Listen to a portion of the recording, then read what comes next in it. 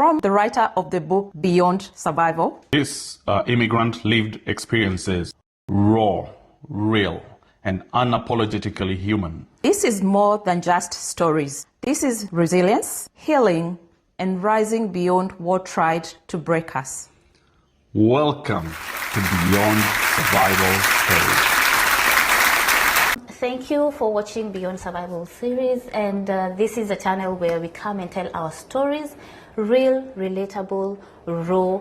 It is our story, so we tell it just as it is. Now today with us, I have a very wonderful guest. Anne, how are you? Good. Karibu. Asante sana. Welcome. Thank My you. first official guest. So, thank let's clap you. for ourselves. So actually making it happen. Yeah. So Anne is going to tell us about herself.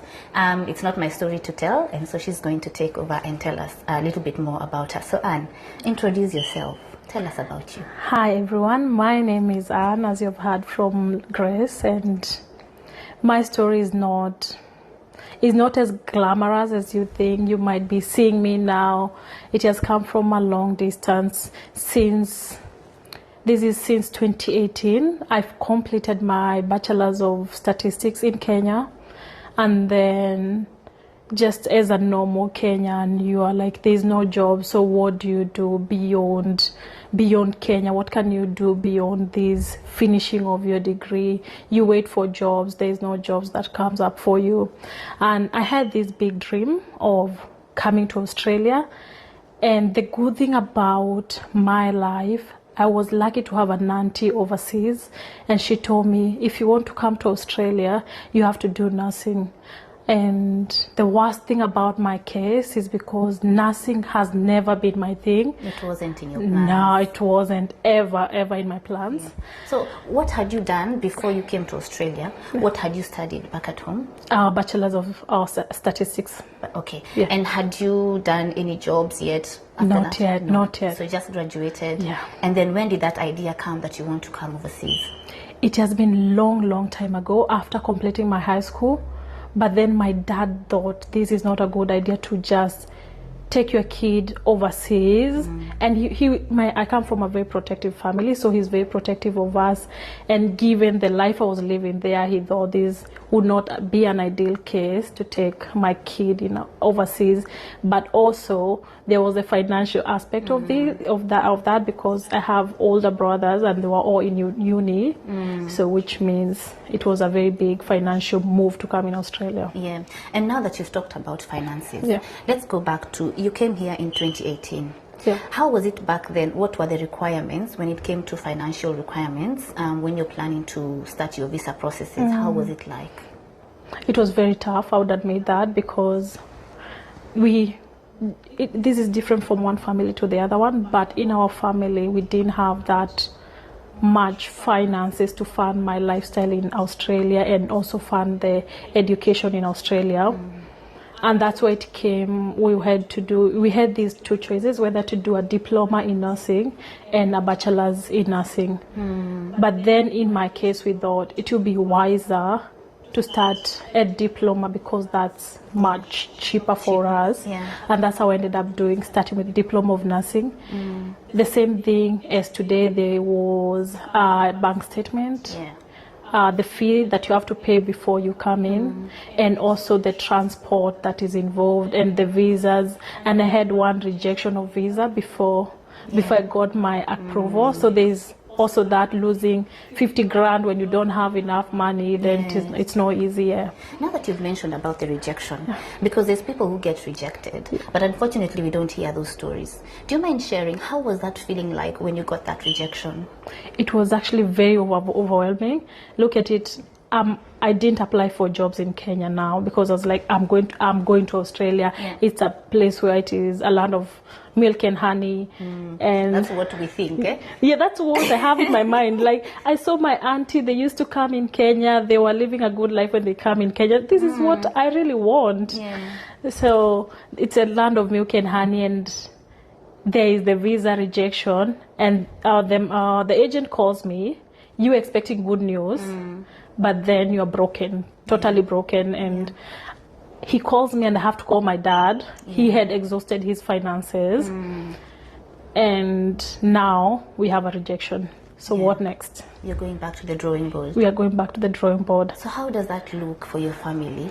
Because of course, you know, some of the families, before they get their children to come here, they end up selling some of their assets. So you can imagine getting that rejection. You're trying to think, what next? Where do we start? So how did you guys proceed from there?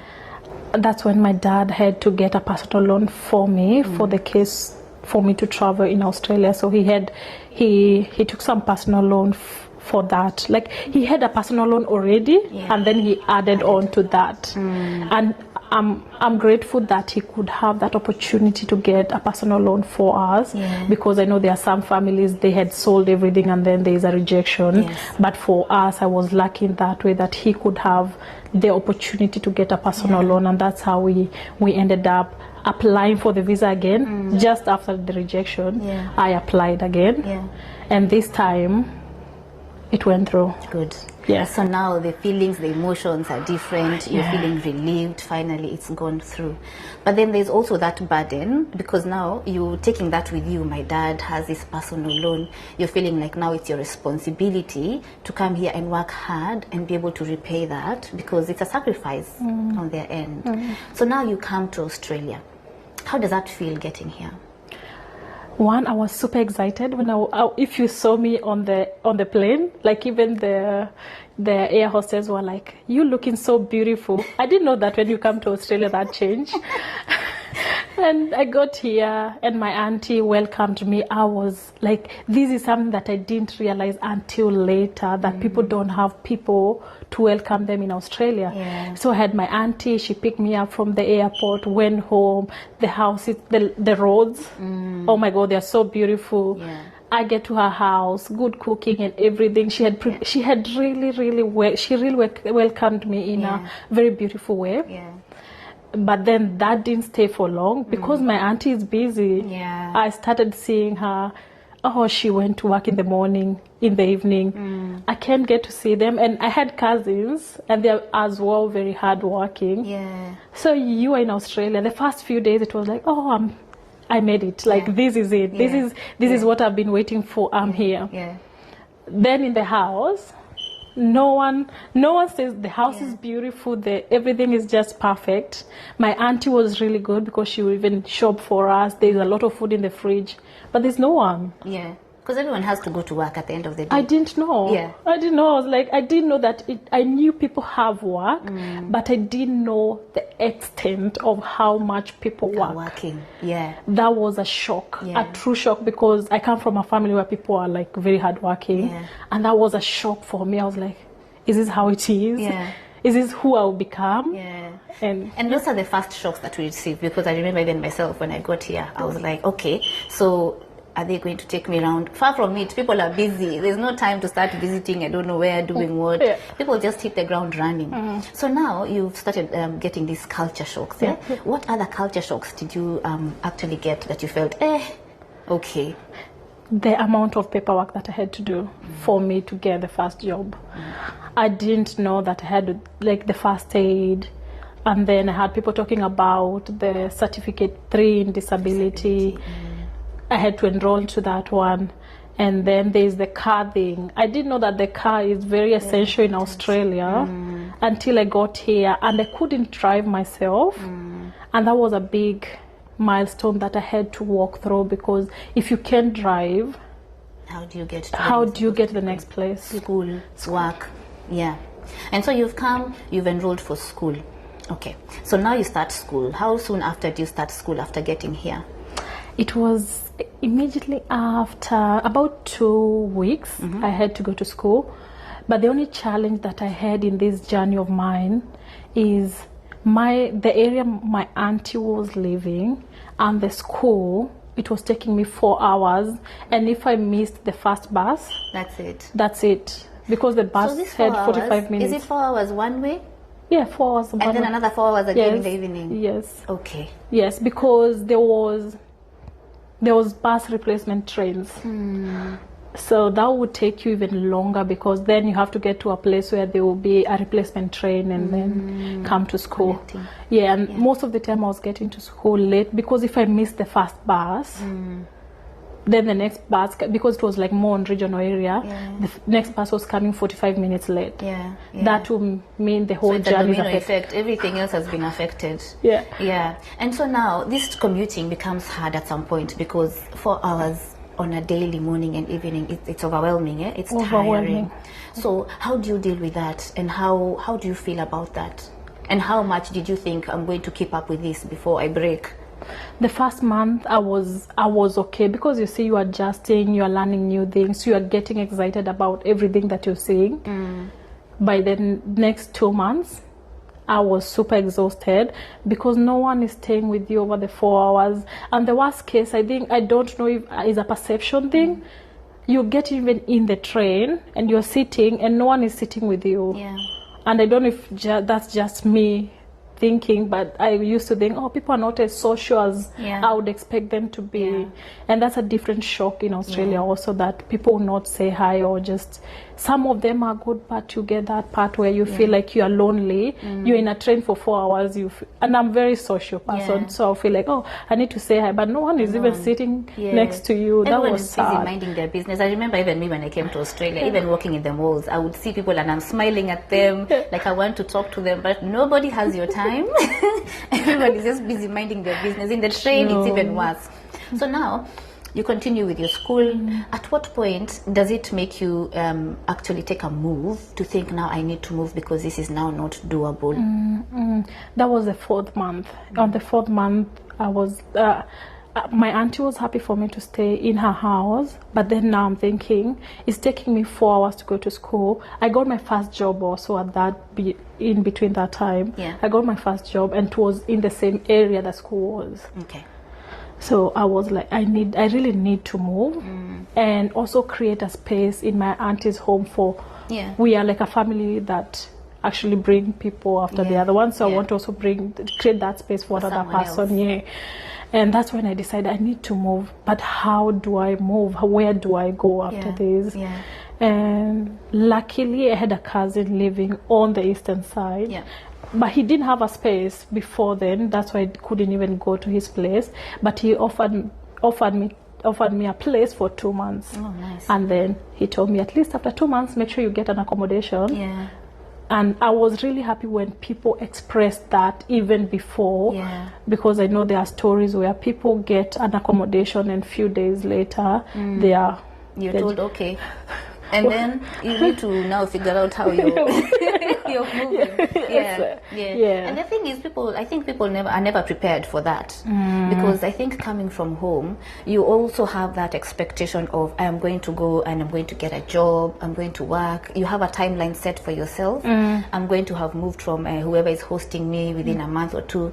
But then when you come again, the reality is very different. Very different. And so the timelines sometimes can stretch. Sometimes they can be bearable. Sure, but when it stretches, of course, it's stretching everyone, you and the host themselves. So now you move and you move to your cousin, and then at what point do you now get your own wings and now move by yourself? I can't call them wings because at this point the reality is real, because my dad is calling me. He's like, remember, it's not like from a bad point, but it's from a point of, remember, we have a personal loan that we took on behalf of you. And another thing is the school fees started, because I paid for the first semester. Now it's 4 months. The next semester the school fees is there. And there's also my younger sister was just finishing high school, going to uni. And my dad is telling me, I would like to pay for your loan, but I can't because I have someone else I need to support. And that was a thing by itself, because I have one job only. I don't have like 2 jobs at that point. And I don't know at what, I think in 2020 that's when the jobs availability was too much. But in 2018 I got the first job, and before I got the second job took time. And this is the same job that I'm feeding on. And my cousin is very good. He has hosted me for free for those 2 months. So in the next month, I'm like, I need to pay my school fees. I need to pay my accommodation. Thanks God, a lady shows up. As I'm going to school, there's this lady, and she's like, I'm moving out from the house that I'm living. She's a Kenyan. and there's a space in that house. Yeah. Are you happy to go and share with that lady? Amazing. And I was like, yes, of course, yes. Anything for me. I don't mind where it is. She's like explaining to me where it is. I don't mind. It's okay. It's okay. As long as I will have a place to sleep. And it was fair, like a fair priced house. Yeah. But then I couldn't afford it as much. Like I had to get my friend. We slept in the same bedroom. If you see us, you don't believe it, but we slept in the same bed, same room for about 3 months. Yeah. So you can share. So that we can share the finances. Yeah. And the other lady, now it was a 2-bedroom house. The other lady also got her family friend coming to Australia, and they share the room. Yeah. So we are 4 of us in a 2-bedroom house. You see now the challenges, and these are the challenges that I say people don't talk about. We only see the glamorous side of it, but we never know the real stories behind these glamorous moments. So now, how long do you live like this? This is like 4 months. We did share that house for 4 months. But one good thing about that house, it was the laughter. Because we didn't have a lot of jobs in between. Yeah. Because we're all like new people in the house. Yeah. Apart from the lady who was living there earlier, that means we had a bit of time for ourselves. And it's not something that is there in Australia. I know most people would know that. It's not something that is there in Australia. People don't have that social time. And if you have to have social time, you have to compromise. Sometimes it's compromising yourself in terms of dignity and what you value so that you can get that personal time. And after 6 months, we moved out to a bigger house where we all shared, the 4 of us, in one big house. That's where we went to. Yeah. Interesting. And so now, you finished school? But before you finish school, what other challenges would you say you faced as a student during that period where you were a student?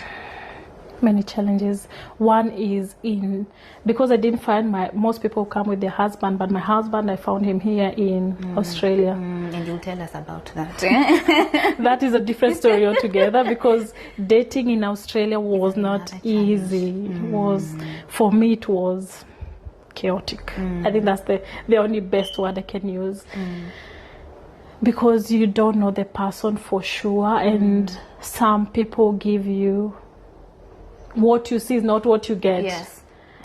And it might be a relationship where a person just want to be, it's a convenient relationship. And sometimes maybe even you as a person, you're like, you don't know for sure what you're looking for. So it's not even their mistake, it might be also your mistake as well. And so now let's go back to the student challenges. So you go through your challenges, but finally you manage to finish your schooling. And what does that feel like for you when you graduate? First, because I finished my diploma, it's not fulfilling in a way that I have to continue for me, because my whole idea was settling in Australia. It was not come to Australia, do your study, then go back home. I didn't have that choice. My choice was, I'm coming to Australia to settle. And let me cut you short. You said you didn't have that choice. And I know many people are in that situation where they don't have a choice. So the pressure is so much, because you just have to keep going. Where else are you going? You're going back home for what? To do what? And your parents have sold things. They are waiting for you to actually help even, level up the debts that they're owing people. So I think that's another challenge that people really carry, and a burden that they carry with them, because what next? So what next for you? True. The reason where I felt like I didn't have a choice is the same thing that you mentioned. Because you're told by your parent, if you come back, are you coming back to get a job? There's no jobs in Kenya. And I also have these burdens, all the burdens that are surrounding me as a person.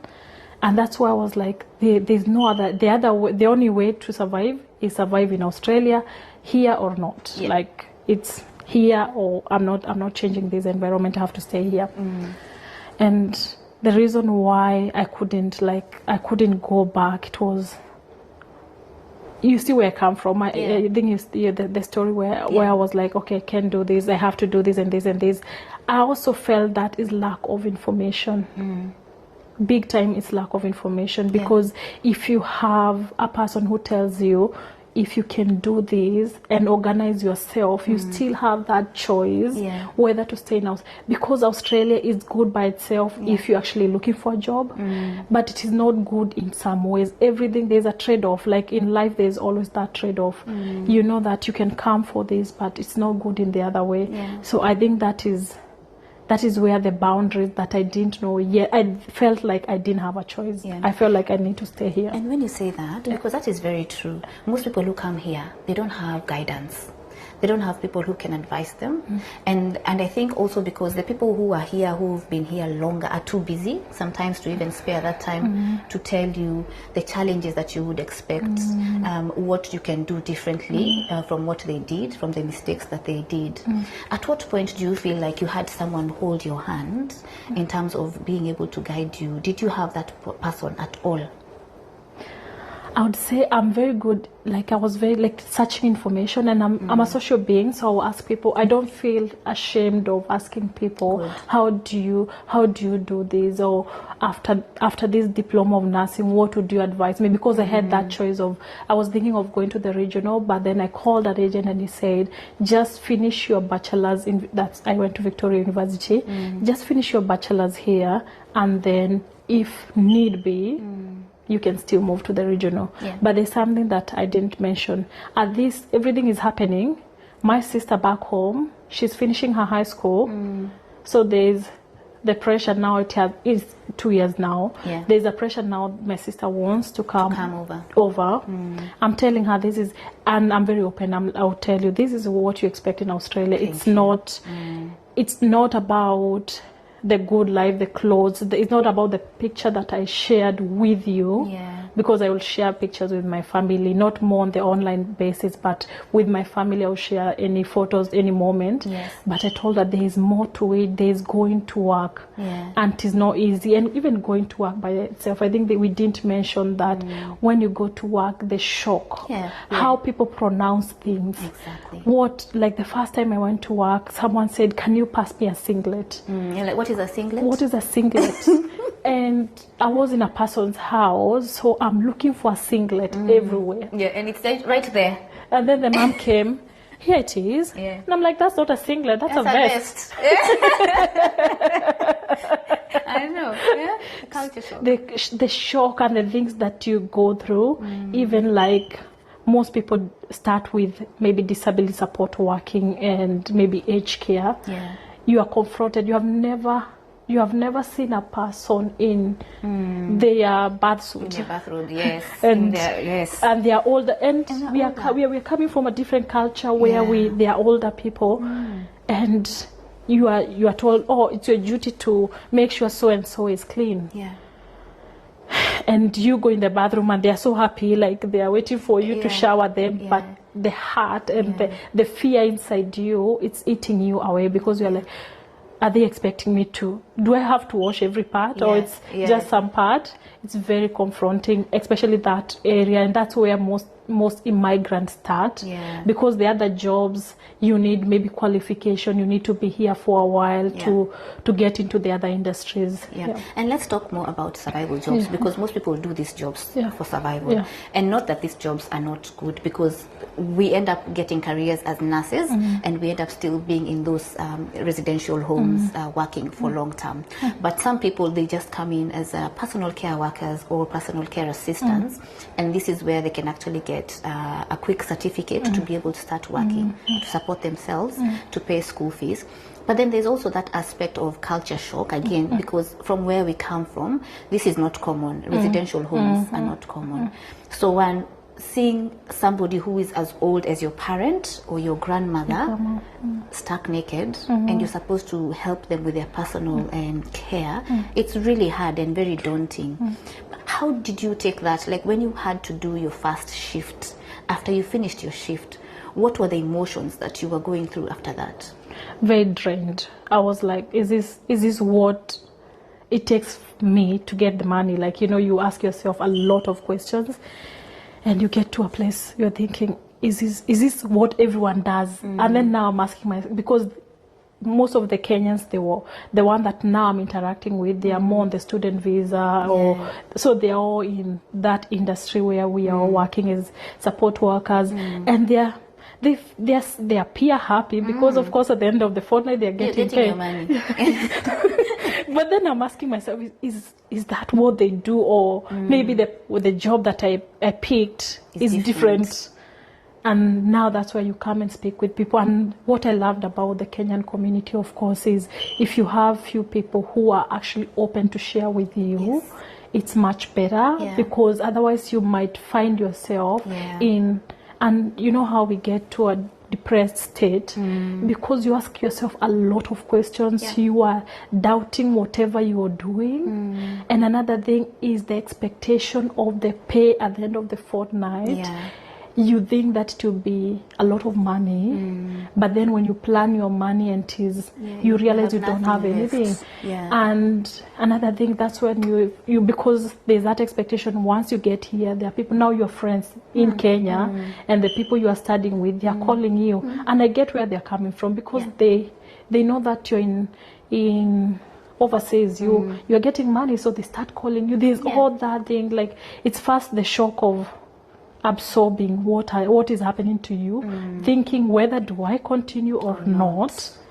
But then do you have the choice? That's There's where no choice again. Do you have the choice of telling, now you are, like I was thinking, do I tell my dad that I'm tired and I can't do this anymore? No, I can't. If I tell him, where do you expect him to get money to pay? Exactly. So, and now surviving. There's also this point where, as family members, you feel like you need to shield your family members from knowing what it is that you do here. So you tell your family members back home you have a job. Do you tell them, what do you do? My sister, because my sister is younger, I used to speak more with my sister. But then I had older brothers who are employed. Like my two older brothers were all employed, and they had good jobs, because one was an accountant and the other one did analysis into something, and they were all in employment. And now they're in this space where I told them, but they're like, no, that's, no, that's not something that we want. And I'll tell you the story later, because they ended up coming here also. So there's a story why they changed their mind. It was during the COVID era, where they were all stood down because of COVID, and that's how they finally came here. But my sister, she didn't mind. She was like, okay. She didn't get it fully, because she got the shock when she came in here herself. But she was fine. But I was the person who I was telling my dad, actually. My dad was the person who actually made me stay here for longer, because he was encouraging me, despite that he's reminding me there's the expectation. He was the one who was like, how are things, how is everything? And now he became the advocate for me to his friends, because we are really involved in church. And another thing, church is really good, and we love it because we have been mentored in church. But then there's the expectation that because your kid is in Australia, every kind of harambe, your kid is invited as a guest. And that's why my dad said, my baby is currently studying. When she get to a point where she can be able to help out, she will. And I know most of us don't even have that. Their parents will be like, oh, my kid is an overseas, and they also put the same pressure on them. But I was lucky in that way. And so let's go back a bit there. Black tax, because black tax is very real. As soon as you get here, there's that expectation from relatives back home, friends again back home. And like for me, I would say in my case, my family, no, they never had that expectation of me to send. But those friends, they're still sending you messages. There's random people on social media sending you messages, send me money, send me this, because they've seen those beautiful pictures. But then, like you said, at the end of the fortnight, because you're paid fortnightly, you get your salary. You're trying to plan this salary. It's not even plannable. True. Because you're paying this, you're paying this, you're paying this. You're trying to even save to buy yourself a car. Because how do you keep commuting like this, especially if you get a second job and you need to commute from one place to another, and public transport is not an option. So talk about black tax and the challenges that you feel that students actually go through with those expectations from back home? It's a very big area, and it is a very gray area, I would say.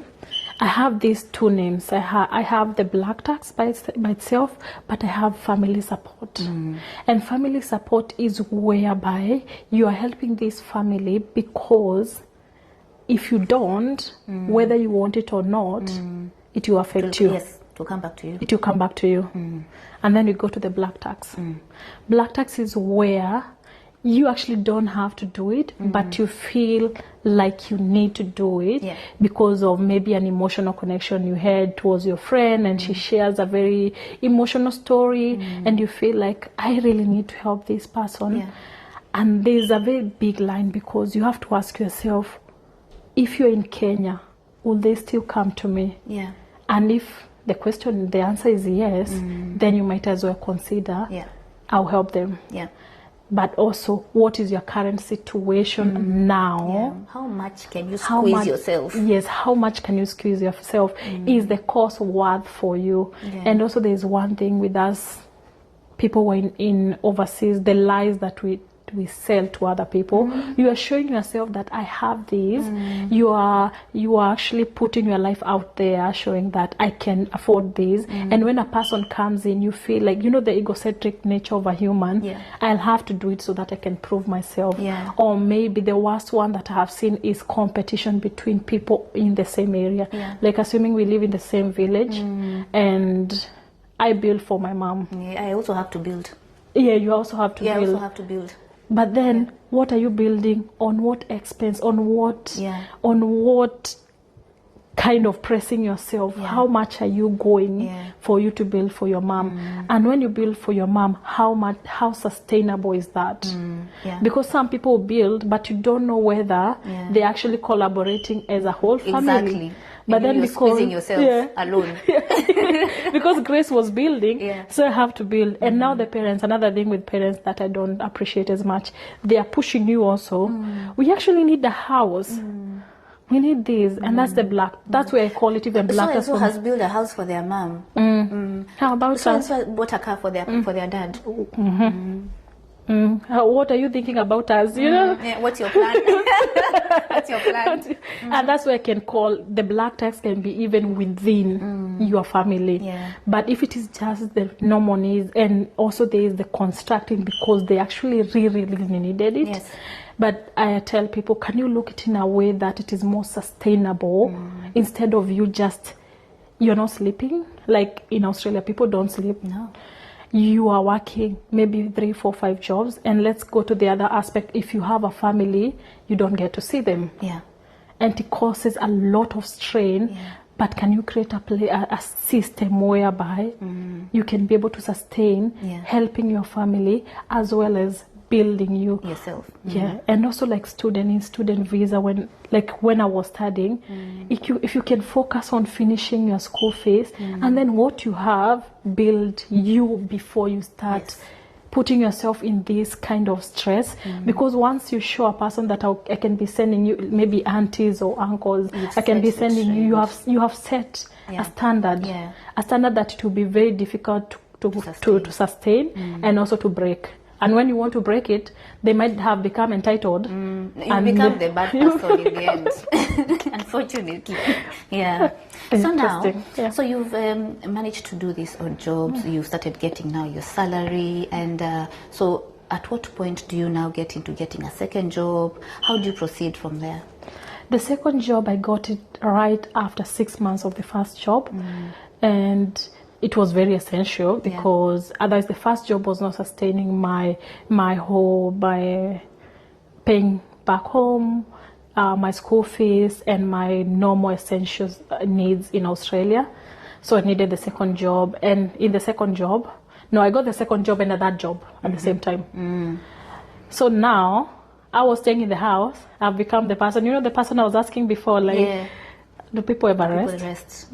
No, I became that person because I used to work like 16 my normal day. I used to work 16 hours out of 24, and when I'm not working, I was super stressed because I was thinking, Oh, because now my friends, you remember I had friends, and they were all new.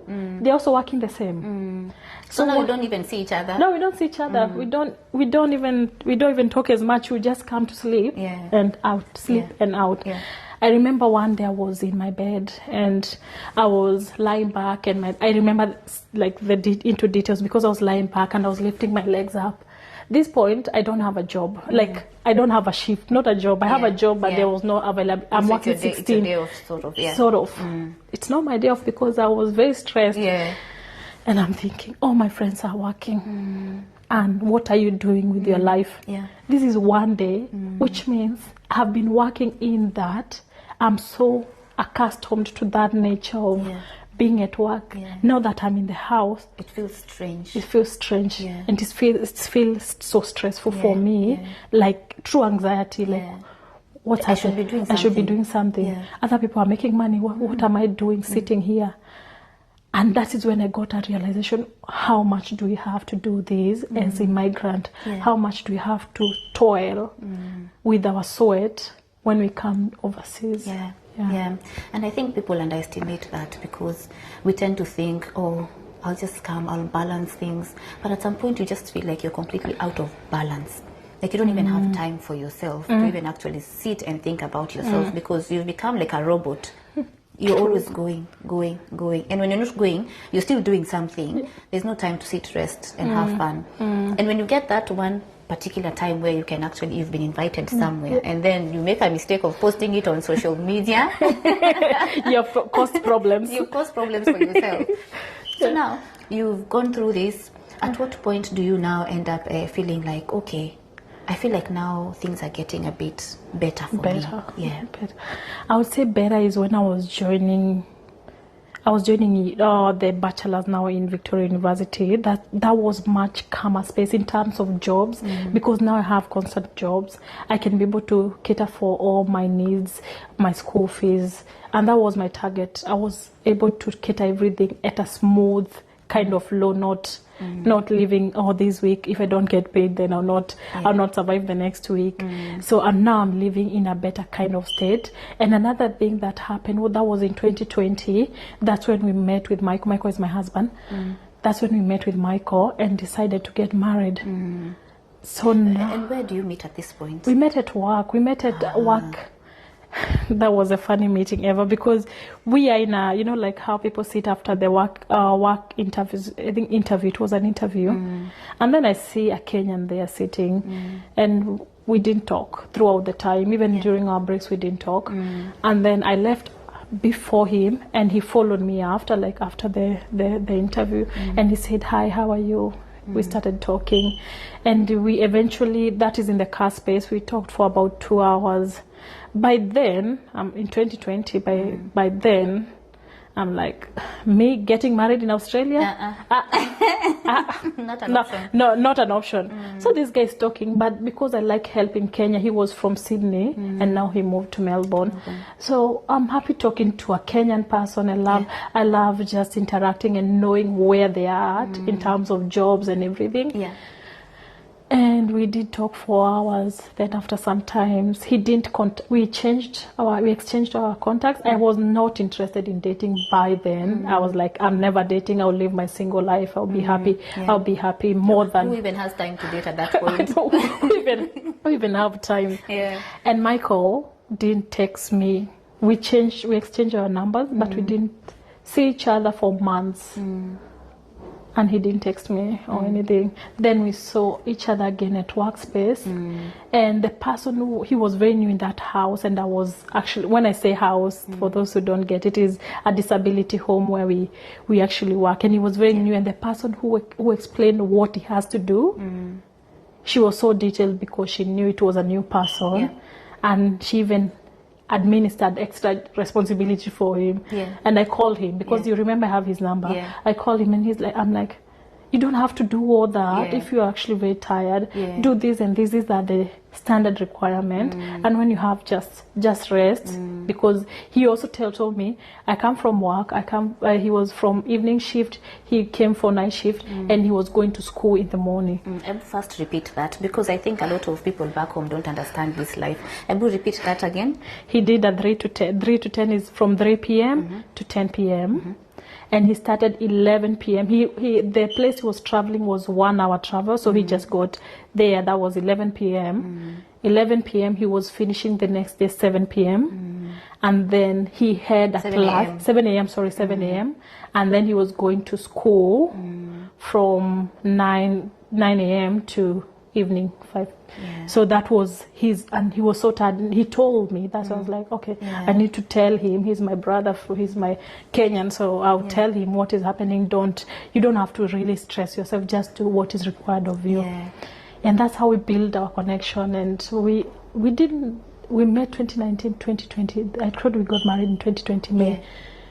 We just stayed for 7 months, and we were actually the person who was not getting married at all. 7 months. Quickly. Now, that was my small love life. By then, I'm so settled now. But you are coming here, both of you. You get married. He's a student. I'm a student. Remember? Are you guys? I'm a student. He's paying for his school fees.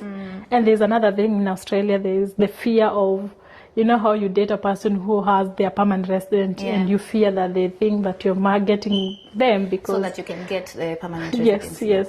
So he was a permanent resident at that point? Was not. No. And you? No. Okay. No. So that was a fair deal. Like I thought, because I'm in that space where I have lost a lot of trust. So when I came, I knew he knows that I'm not here for anything, and I also know that he's not here for anything that I. So we are both working our way up together. We are working our way, and we put the first standard we put in our house. Everyone is walking their way. We are dating, but you have your journey, I have my journey, and we'll meet somewhere. We'll know where we meet. And it's tough. And now with this journey, at what point do you guys now start applying for your residency? How does that go? Now by then I'm in bachelor's of nursing, and my sister has just arrived in Australia, so they're settling her also and showing her how to drive and all that. There's that. 2 years down the line, 2021, 23, 2 years down the line, I'm finished with nursing, and the COVID happened. And COVID happened. The reason I'm smiling is because it was a blessing to some people. Well, people in healthcare. Yes. Yeah. And it was a very big thing that we never wanted to happen to others. Yeah. So COVID happened, and that's how we were absorbed in Australia quicker than we thought. The people who had finished nursing by then, they were actually absorbed as permanent resident in Australia quicker than, because that's not the normal way. It was a bit quicker than there was need. There was actual need for that, and that's how we got absorbed in 2023. Okay. The big thing is I got my registration. My bachelor's, my registered nursing registration, but then I have a baby. The moment I got my RN, I already had my enrolled nursing because I finished my diploma a long time ago, and now I'm practicing here and there. But then I finished my RN, I have a baby.